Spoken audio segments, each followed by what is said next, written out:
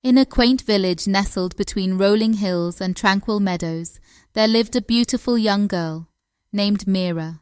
Her beauty was unlike any the villagers had ever seen. She had long flowing hair as black as a moonless night, eyes that sparkled like emeralds, and a smile that could melt the coldest of hearts. But it was not just her appearance that made her enchanting. Her heart was pure, her laughter was like the sound of tinkling bells, and her kindness extended to all living beings. Meera was the pride of her village, known not just for her beauty, but also for her humility and grace. Every morning, she would rise with the sun, tend to her father's modest farm, and help her mother prepare meals. The villagers adored her, yet they also whispered about who would be lucky enough to marry such a rare gem. Suitors came and went, but Meera's heart never skipped a beat for any of them. She believed that love should be magical, a once-in-a-lifetime occurrence, but little did she know that fate had a grand plan for her. One summer day, as the sun bathed the fields in golden light, a sleek black car rolled into the village, stirring up dust and curiosity. The villagers rarely saw vehicles from the city, and this one, a luxurious model, was certainly out of place. Heads turned and whispers spread like wildfire. From the car emerged a tall, strikingly handsome young man named Arjun. He had chiseled features, a confident gait, and an air of sophistication that spoke of wealth and power. Arjun was not there by choice. His father, a wealthy businessman from the city, had insisted that he accompany him on this trip to the village to explore a piece of land for a new factory. Arjun was bored of the fast-paced, cutthroat city life and begrudgingly agreed, hoping the visit would be short and uneventful. But as he wandered through the village market, his eyes caught sight of Meera, standing by her family's vegetable stall, smiling at a little girl who tugged on her sari. Time seemed to stand still. He had never seen anyone like her. She was radiant, like a ray of sunshine amidst the humble backdrop of the village. Mesmerized, he found himself walking closer, drawn by an invisible force. Meera, noticing his gaze, looked up and their eyes met. There was a strange flutter in her chest, and for a moment she felt something inexplicable stir within her. "Hello," Arjun greeted, his voice unexpectedly soft. He had spoken to countless women, but this time the words felt different, almost fragile. "Hello," Meera replied shyly, lowering her gaze. She could feel the intense scrutiny of the villagers around her, but there was something about this man that made her forget the world. Arjun was dressed impeccably, his expensive attire out of place in the dusty village, yet it was his eyes, deep, searching, and kind, that held her attention. He didn't know what to say next. For the first time, the city-bred, suave Arjun felt tongue-tied. I'm new here. Could you show me around?" Meera hesitated but nodded. She wasn't sure why she agreed, but something inside her urged her to say yes.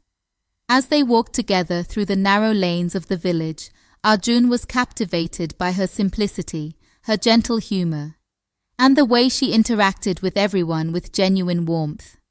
Their brief encounter felt surreal, like something straight out of a fairy tale. But Arjun's visit was short.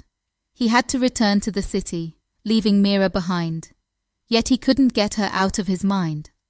The bustling city with its towering skyscrapers and blaring horns seemed empty without her smile. His father's business deals, parties, and glamorous lifestyle no longer held any charm. Arjun found himself driving back to the village every weekend just to catch a glimpse of her.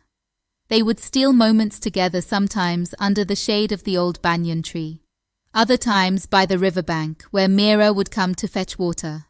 With each meeting they grew closer, and soon they fell deeply, passionately in love. But theirs was not a simple love. Arjun's family was one of the wealthiest and most influential in the city.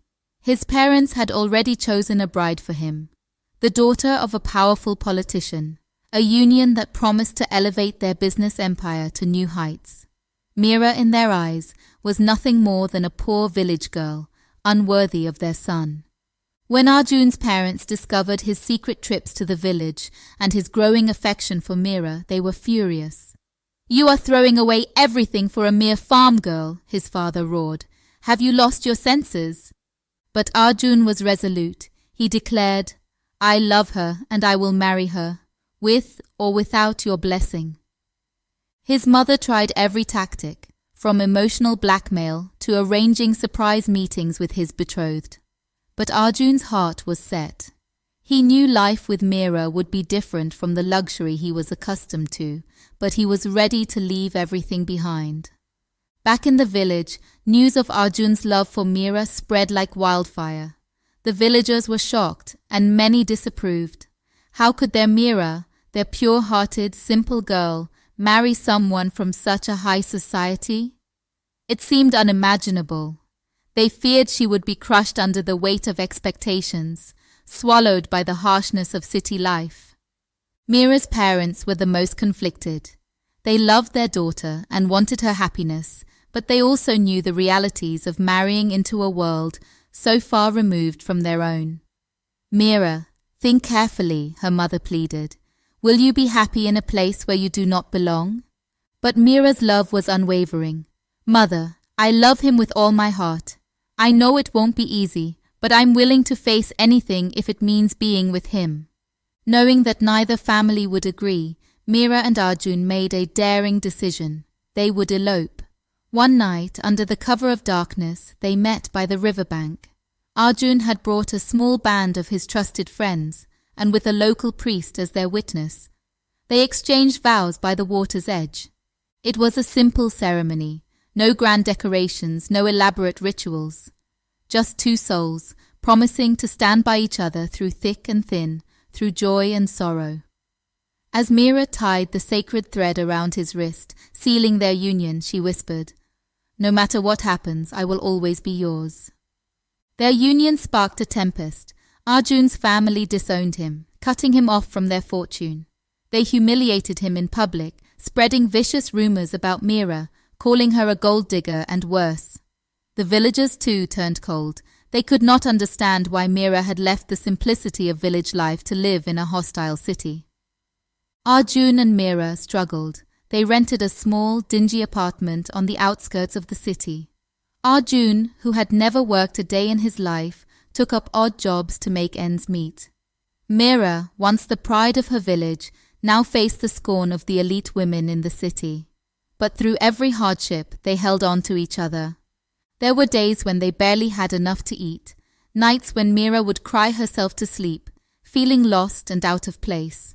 But every morning, Arjun would hold her hand and say, "As long as we're together, we'll get through this." And somehow that was enough. Years passed and slowly things began to change. Arjun's hard work paid off. He started a small business that flourished, and soon they were able to move into a comfortable home. Meera too adapted to city life, making friends and even helping Arjun with his business. Their love, once a fragile bud struggling to survive, blossomed into a strong, unwavering bond. In time, both families softened. Arjun's parents, seeing his success and Meera's steadfast support, finally accepted their daughter-in-law. The villagers too began to speak of Meera with pride again, marveling at how she had endured so much yet remained true to herself.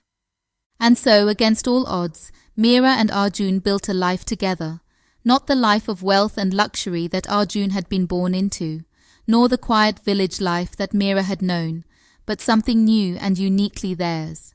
A life forged from love, sacrifice, and unshakable faith in each other.